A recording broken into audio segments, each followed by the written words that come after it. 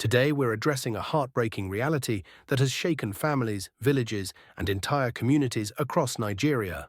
The ongoing, targeted killings of Christians in Nigeria's north and central regions. This is one of the gravest humanitarian challenges of our time, and it demands our attention, prayers, and advocacy. Let's get into the background and context. Nigeria is Africa's most populous country, home to more than 200 million people, with Christians making up nearly half of the population. Yet for years, Christians have faced unimaginable terror from armed groups, facing violence, abductions, and deadly attacks. Since 2009, militant organizations including Boko Haram, Islamic State West Africa Province, ISWAP, jihadist Fulani herdsmen, and armed bandits have launched systematic attacks on Christian villages and churches, often targeting men, the breadwinners, to destroy livelihoods and force families to flee.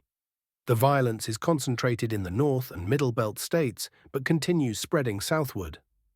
Real stories from recent attacks. In 2025, the violence has intensified. Over 7,000 Christians have been killed in Nigeria in just the first 220 days of this year, an average of 32 deaths every single day. In Adamawa State, for example, Boko Haram recently attacked a rural Christian community late at night. 4 victims, David Mbicho, his son Daniel, Jude Jacob, and Omega Duda, lost their lives, homes were burnt, and the local church was destroyed. Benue State, known as Nigeria's food basket, has witnessed attacks by suspected Fulani militants that left more than 200 people dead and thousands displaced in June alone. As one local pastor pleaded, "Join with us to pray that God Himself should be our defender and sustain us and keep us." So why does this happen? Multiple factors fuel these atrocities. Jihadist groups like Boko Haram and ISWAP openly declare war on Christians, aiming to establish an Islamic State in Nigeria's north.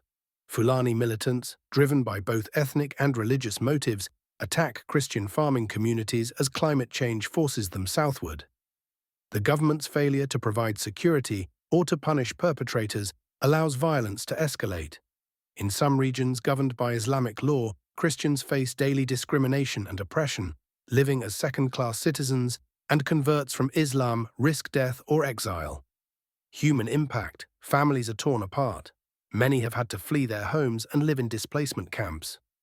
Churches are destroyed and pastors are killed.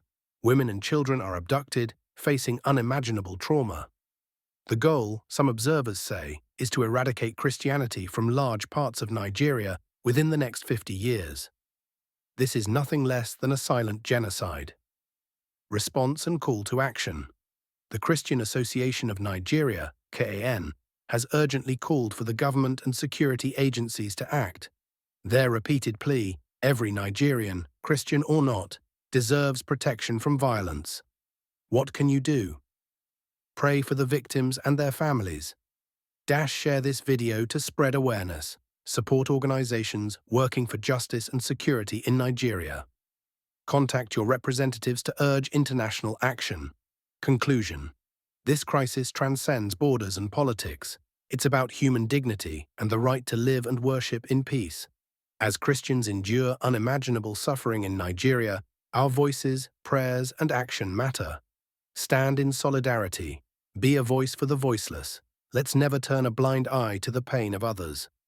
Thank you for watching, and please join in prayer for peace, safety, and restoration in Nigeria's Christian communities.